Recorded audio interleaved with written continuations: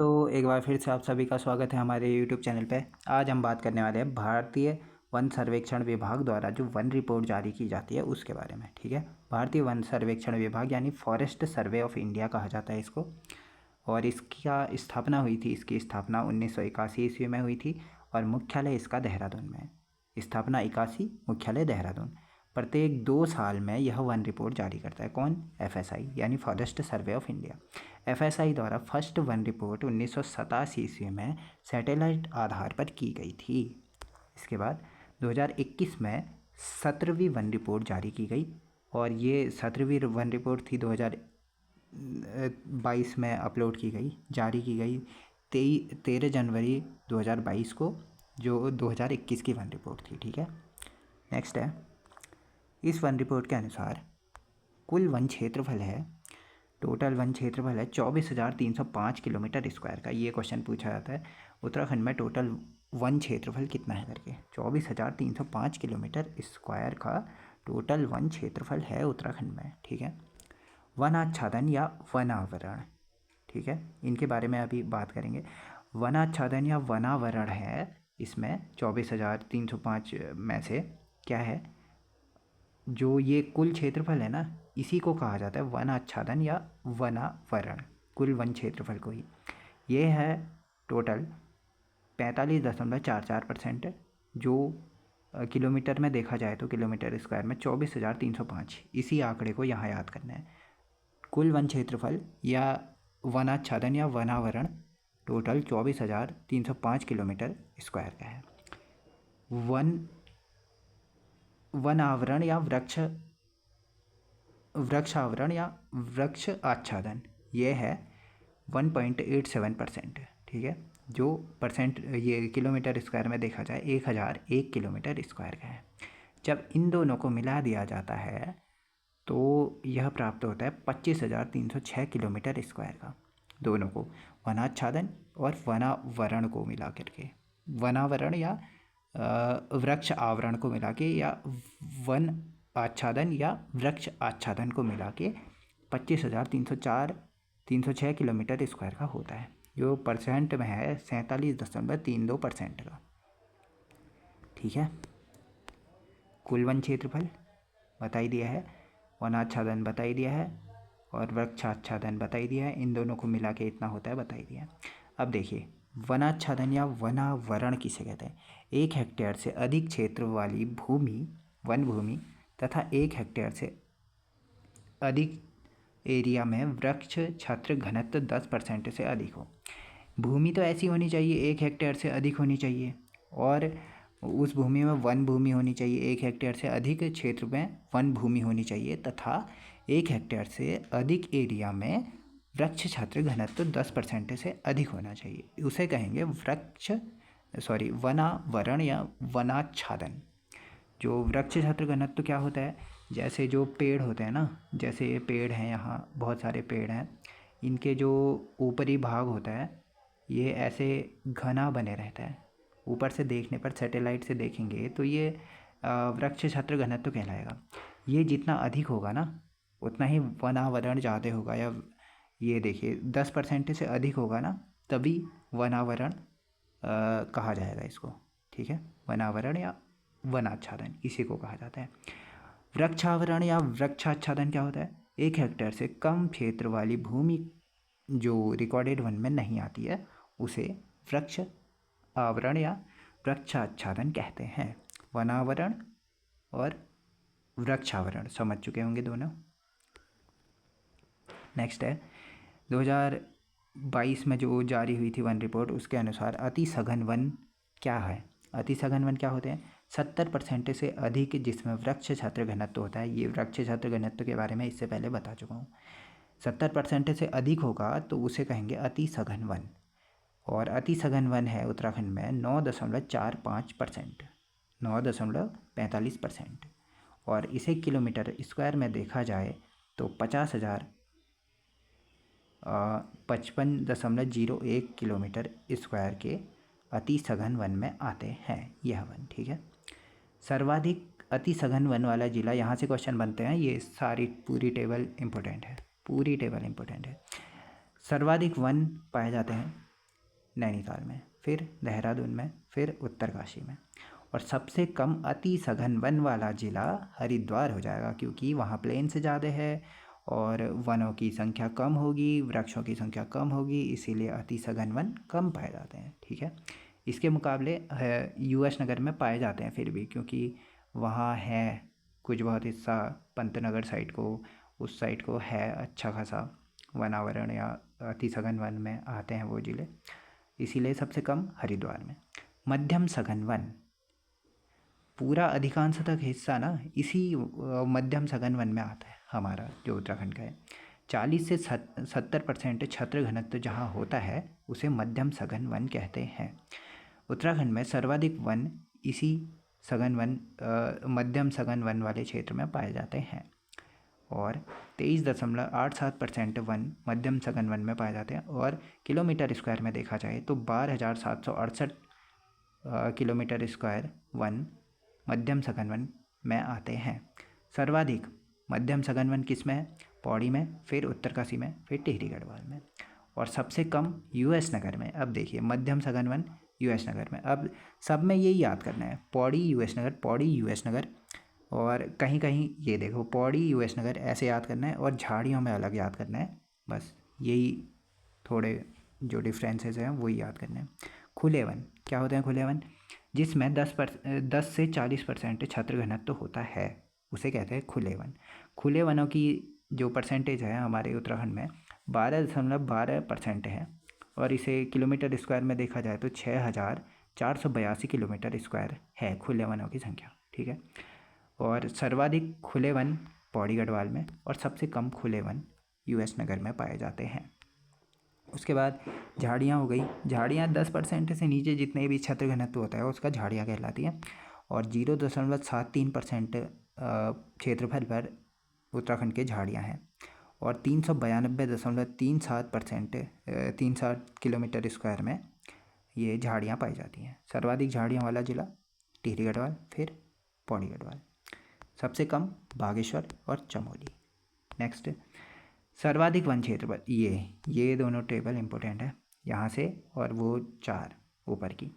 सर्वाधिक वन क्षेत्रफल कहाँ पाया जाता है? पौड़ी गढ़वाल में, फिर नैनीताल में, फिर उत्तरकाशी में, फिर चमोली में। सबसे कम वन क्षेत्रफल वाला जिला यूएस नगर में, फिर हरिद्वार में, फिर रुद्रप्रयाग में, फिर चंपावत में।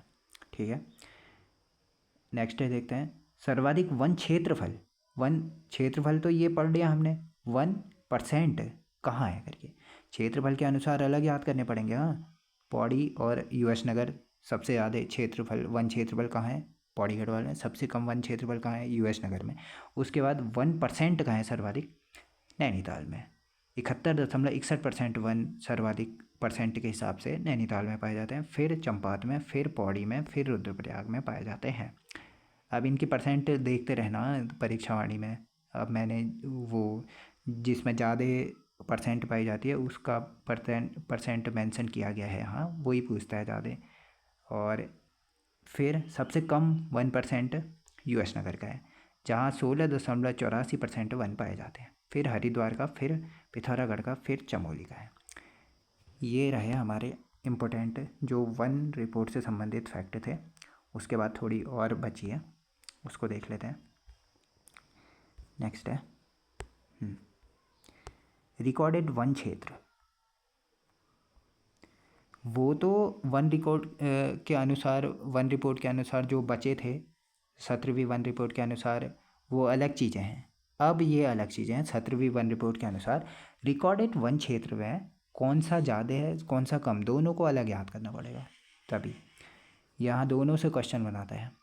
ऐसा क्षेत्र जिसे सरकार द्वारा वन क्षेत्र घोषित किया जा चुका हो, भले ही उस पर वन हो या ना हो, रिकॉर्डेड वन हो गया, वो सरकार की दृष्टि से कह दिया तो वन है तो है, रिकॉर्ड में दर्ज हो जाता है तो फिर हो गया वो रिकॉर्डेड वन क्षेत्र हो गया सरकार की तरफ से।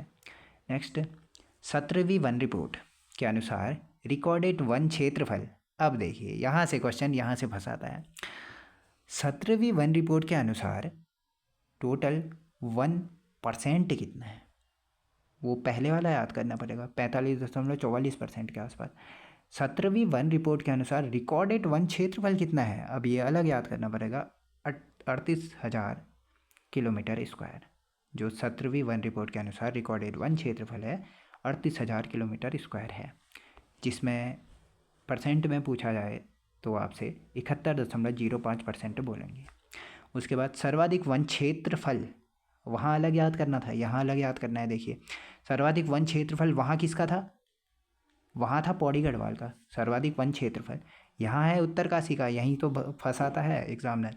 सर्वाधिक वन क्षेत्रफल उत्तरकाशी, फिर पिथौरागढ़, फिर चमोली, फिर पौड़ी गढ़वाल। सबसे कम वन क्षेत्रफल वहाँ किसका था? याद करिए, वहाँ किसका था? यूएस नगर का था। यहाँ हरिद्वार आ जा रहा है उसकी जगह। यूएस नगर सेकंड में, फिर बागेश्वर, फिर चंपावत।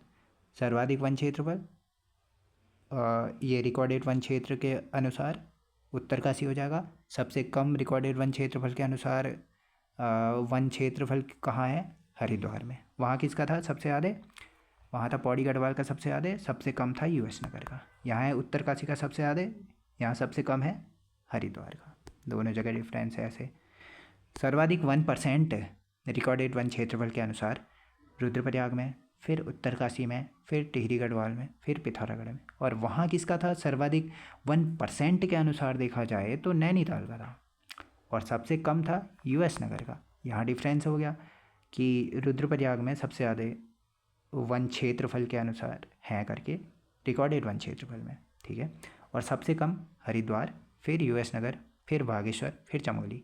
देखिए यहाँ तक सेम है, हरिद्वार यूएस नगर बागेश्वर, हरिद्वार यूएस नगर बागेश्वर। यहाँ दोनों सेम ही करना है, याद करना है। ऊपर में उत्तरकाशी हो जाएगा, फिर नीचे में रुद्रप्रयाग। सर्वाधिक 1% में रुद्रप्रयाग, सर्वाधिक वन क्षेत्रफल में उत्तरकाशी, ठीक है। ये डिफरेंस है। आरक्षित वन, इसी वन रिपोर्ट में बताया गया है कि इन वनों को ऐसे भी विभाजित किया गया है, ठीक है। आरक्षित वन कितने हैं? 26,547 किलोमीटर स्क्वायर आरक्षित वन है हमारे पास उत्तराखंड में। संरक्षित वन 154 किलोमीटर स्क्वायर में संरक्षित वन है। आरक्षित, संरक्षित, ठीक है। सिविल वन, ये क्वेश्चन पूछा जाता है, इन वनों में किसका नियंत्रण रहता है? जिला दंडाधिकारी का नियंत्रण रहता है सिविल वनों में। और 9,730 किलोमीटर स्क्वायर इसमें सिविल वन पाए जाते हैं उत्तराखंड में वन रिपोर्ट के अनुसार। निजी वन 123 किलोमीटर स्क्वायर में पाए जाते हैं। अवर्गीकृत, जिसका कोई वर्गीकरण नहीं है, 1,444 किलोमीटर स्क्वायर में पाए जाते हैं। निजी वनों में पता ही होगा आपको कि नगर पालिका परिषदों द्वारा जो वन लगाए जाते हैं। सिविल वन ठीक ही हो गया, पूरा खोले जाते हैं। जो आरक्षित, जहाँ कुछ आरक्षण दिया जाता है, यानी पशुओं को चराने के लिए इजाज़त दी जाती है, या चारा लाने के लिए, चराने के लिए। और संरक्षित यानी संरक्षण ही दिया जाता है उसको, वहाँ कोई मानव गतिविधियाँ ज़्यादा नहीं होंगी। नेक्स्ट, राज्य के कुल वन क्षेत्रफल में गढ़वाल में 63% में वन क्षेत्रफल है, ठीक है। कुमाऊं में देखा जाए तो 37% वन क्षेत्रफल है। गढ़वाल में ज़्यादा है क्योंकि वहाँ का क्षेत्रफल ज़्यादा है, तो वन क्षेत्रफल भी ज़्यादा है। कुमाऊं में कम क्षेत्रफल है, तो 37% कुमाऊं में वन है, ठीक है। नेक्स्ट, राष्ट्रीय वन नीति कब लाई गई थी? 1988 के अनुसार, राष्ट्रीय वन नीति 1988 के अनुसार देश के कुल क्षेत्रफल के 33% भाग में वन होने चाहिए। ये क्वेश्चन जीएस में बनता है, ठीक है। वन नीति 1988 के अनुसार देश के कुल क्षेत्रफल के कितने परसेंट भाग पर वन होने चाहिए? 33% भाग पर वन होने चाहिए। और पर्वतीय क्षेत्रों में वन पूछेगा तो 60% वन होने चाहिए पर्वतीय क्षेत्रों में। मैदानी क्षेत्रों में पूछेगा तो 25% वन होने चाहिए मैदानी क्षेत्रों में। राज्य में पूछेगा तो राष्ट्रीय वन नीति के अनुसार कितने परसेंट वन होने चाहिए? 2/3 भाग पर वन होने चाहिए राज्य में। देखिए इंडिया में कितने होने चाहिए? 33% भाग पर वन होने चाहिए। और पर्वतीय, और उसमें पूछेगा तो 60% पर्वतीय पर और 25% मैदानी पर। और राज्य में पूछेगा तो 2/3% पर वन होने चाहिए। 4 अलग अलग चीज़ें हैं, हाँ, ठीक है। नेक्स्ट, वन नीति का लक्ष्य है पर्यावरण स्थिरता और पारिस्थितिकी संतुलन। ये पता ही होगा आपको, पर्यावरण स्थिरता क्या होता है और पारिस्थितिकी संतुलन क्या होता है। परस्पर जीव जंतुओं को परस्पर साथ लेके चलना, जिसमें पारिस्थिति को कोई नुकसान ना हो, उसे पारिस्थितिकी संतुलन कहते हैं, ठीक है। नदी बेसिन के अनुसार वनों का क्षेत्रफल, ये भी क्वेश्चन बना था हाल ही के एग्ज़ाम में, बना है ये क्वेश्चन कि किस नदी बेसिन में वनों का क्षेत्रफल ज़्यादा से ज़्यादा और ज़्यादा से कम है। ठीक है, ये पूछा गया है। तो सबसे ज़्यादा टॉन्स में 76.6% वन पाए जाते हैं टॉन्स नदी क्षेत्र में। कोसी में 69% वन पाए जाते हैं। यमुना में 56% वन पाए जाते हैं। काली में 45.4%। रामगंगा नदी में 41.5%। भागीरथी में 34.9%। अलकनंदा में 32.10% वन पाए जाते हैं नदी बेसिन क्षेत्रफल में। अब इसे कैसे याद करेंगे? टोको, यमुना, काली। ठीक है, टोको, यमुना, काली, टोन्स, कोसी, यमुना, काली। ठीक है, ये हो गया। टॉप 4 याद कर लेना बस। देववन, देववन कितने हैं? 441 देववन है उत्तराखंड में, और सर्वाधिक देववनों की संख्या है 140, जो कि पिथौरागढ़ में पाई जाती है। देववन आपको समझ में आ ही गया होगा, देवों का कुछ महत्व होगा इनमें, आवासों में उनका, ठीक ही हो गया, देववन कहा जाता है उन्हें। वनाग्नि का काल उत्तराखंड में कब से कब तक होता है? वनाग्नि का काल होता है 15 फरवरी से 15 जून तक, क्योंकि उस टाइम पर बहुत गर्मी पड़ती है तो वनाग्नि हो जाती है।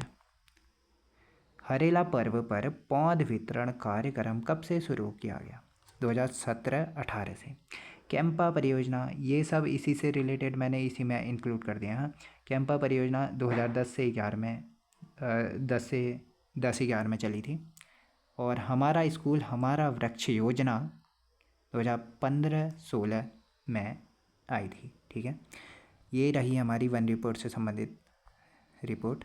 आज की इस वीडियो में इतना ही करते हैं। Thank you, bye bye. लंबी डे है।